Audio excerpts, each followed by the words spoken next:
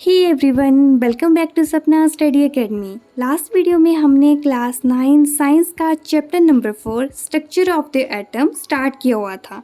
तो आज उसे हम कंटिन्यू करते हुए रेस्ट पार्ट को स्टडी करेंगे। सबसे पहले हम करेंगे atomic number.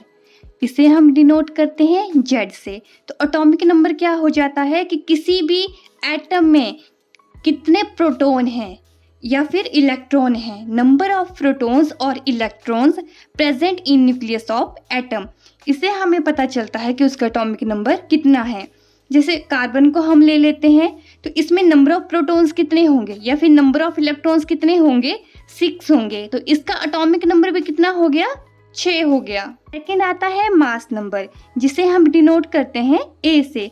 Number of protons plus number of neutrons in nucleus, दोनों को प्लस कर देंगे तो जो मिलता है हमें उसे हम कहते हैं मास नंबर। जब हम प्रोटॉन और न्यूट्रॉन्स को प्लस करते हैं तो उसे हम न्यूक्लियॉन्स भी बोलते हैं। जब इन दोनों को मिलाते हैं तो उसे हम कहते हैं न्यूक्लियॉन्स।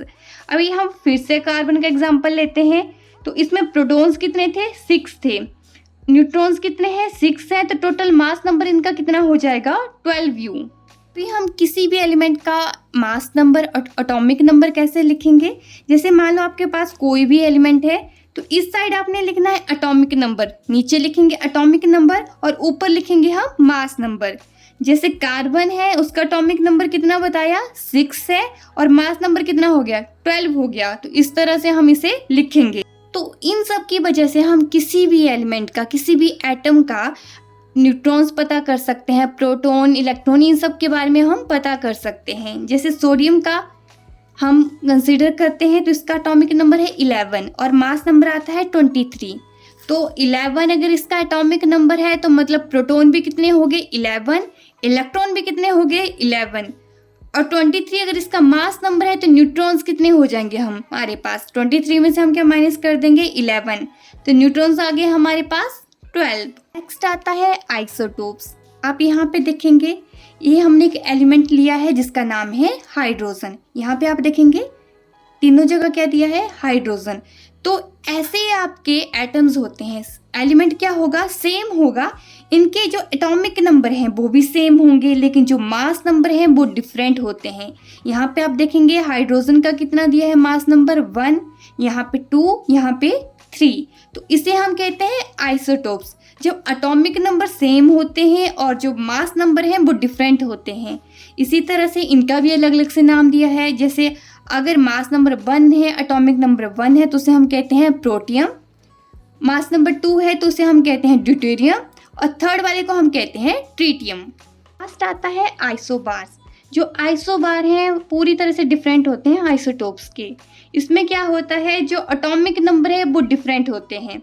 ऊपर वाले में क्या था, एटॉमिक नंबर सेम थे, लेकिन इसमें एटॉमिक नंबर डिफरेंट होते हैं और जो मास नंबर है वो सेम होगा।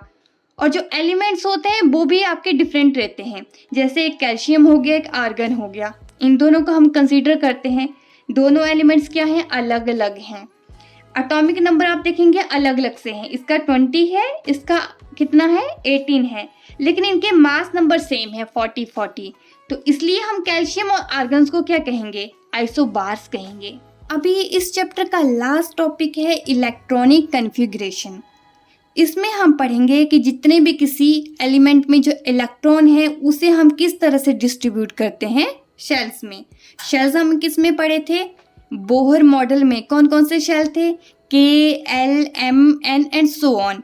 तो हम देखेंगे कि इलेक्ट्रॉन को इन शेल में हम किस तरह से फिल करेंगे। फर्स्ट ऑर्बिट है उसे हम K शेल भी कहते हैं। तो इसमें कितने इलेक्ट्रॉन फिल हो सकते हैं, वो होता है आपका एक फॉर्मूला 2n²। 2 फर्स्ट ऑर्बिट है तो n की जगह क्या आ जाएगा, 1। जब वैल्यू पुट करेंगे तो हमारे पास कितना आ गया, 2। इट मीन्स कि जो आपका फर्स्ट ऑर्बिट है, जो K शेल है, उसमें हम ओनली 2 इलेक्ट्रॉन्स को फिल कर सकते हैं। उसके बाद आता है सेकेंड ऑर्बिट जिसे हम कहते हैं L shell.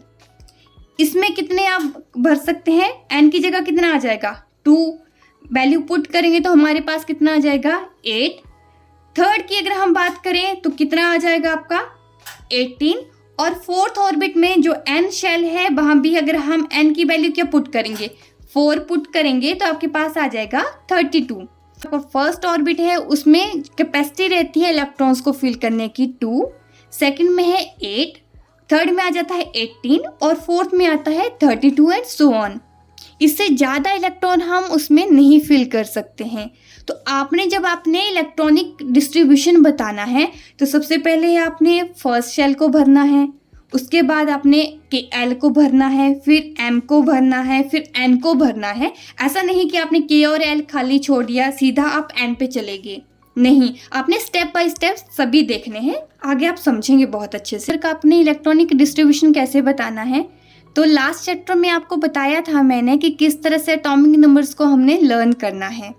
First 5 atomic numbers हम ले लेते हैं। क्या ट्रिक बताया था? हीली बी, हाइड्रोजन, हीलियम, ली से क्या होगा लिथियम, बी से बेरिलियम और ब से बोरोन। एटॉमिक नंबर आ गए इनके 1 2 3 4 5। इट मीन्स जो एटॉमिक नंबर है मतलब ये क्या है, नंबर ऑफ प्रोटॉन्स या फिर नंबर ऑफ इलेक्ट्रॉन्स। हाइड्रोजन में कितने नंबर ऑफ प्रोटॉन्स हैं? 1 है। इलेक्ट्रॉन्स कितने हैं? 1 हैं। ओके, तो यहाँ पे हम मेनली नंबर ऑफ इलेक्ट्रॉन्स को देखेंगे। हाइड्रोजन में कितने आ जाएंगे? 1, हीलियम में 2, लिथियम में 3, बेरिलियम में 4 और बोरोन में 5। अब हम देखेंगे कि शेल में किस तरह से इन्हें डिस्ट्रीब्यूट करेंगे। सबसे पहले कौन सा शेल लेंगे? फर्स्ट ऑर्बिट लेंगे जो है आपका के। हाइड्रोजन के कितने इलेक्ट्रॉन है? 1, सीधा भर दो इसमें 1।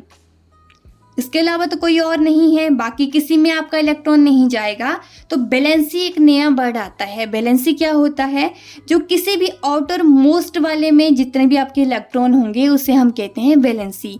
यहाँ पे आउटर मोस्ट क्या है आपका? के ही है, तो यहाँ पे वैलेंसी सीधा कितने आ जाएगी? 1 आ जाएगी। ओके, आगे आप समझते जाएंगे। सेकेंड आता है हीलियम, एटॉमिक नंबर है 2। इट मीन्स कि नंबर ऑफ इलेक्ट्रॉन्स भी कितने होंगे? 2। जो के है, के शेल में ही हम भरेंगे, कितने इलेक्ट्रॉन इसमें आ सकते हैं? 2। कितने भर दिए हमने? 2 भर दिए। तो पूरी की पूरी कैपेसिटी क्या होगी इनकी? कंप्लीट हो गई। तो वैलेंसी क्या आ जाएगी? सीधा 0 हो जाएगी। ओके, पूरा का पूरा आपका ऑर्बिट भर दिया तो वैलेंसी हम क्या कर देते हैं? 0। इसे हम नोबेल गैस भी कहते हैं, इस वजह से इसकी वैलेंसी 0 आती है। थर्ड है लिथियम, एटॉमिक नंबर है 3। इट मीन्स जो नंबर ऑफ इलेक्ट्रॉन्स होंगे वो भी होंगे 3। सबसे पहले के शेल को भर लो। के शेल में कितने आएंगे? ओनली 2, बचता है 1। 1 को किस में भरेंगे आप? एल में भर लेंगे। तो आउटर मोस्ट में कितने आ गए आपके इलेक्ट्रॉन? 1 आ गया, तो उस वजह से हमारी वैलेंसी कितनी आ गई? 1।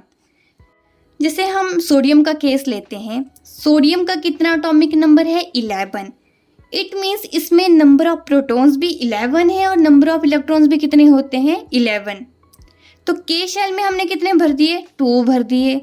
उसके बाद आपका शेल आता है एल, जिसमें हम 8 भर देंगे। 8 और 2 हो गए 10, बचता है आपका 1। इसकी भी कैपेसिटी पूरी है, इसकी भी पूरी हो गई। बाद में थर्ड शेल कौन सा आता है? एम, उसमें सब फिर हम कितना भरेंगे? 1। तो आउटर मोस्ट में आपका ओनली बचता है 1, तो बैलेंसी कितनी हो जाएगी इसकी? 1। समझ गए आप लोग? तो इसके लिए सबसे ज़्यादा जरूरी है हमें एटॉमिक नंबर्स को लर्न करना।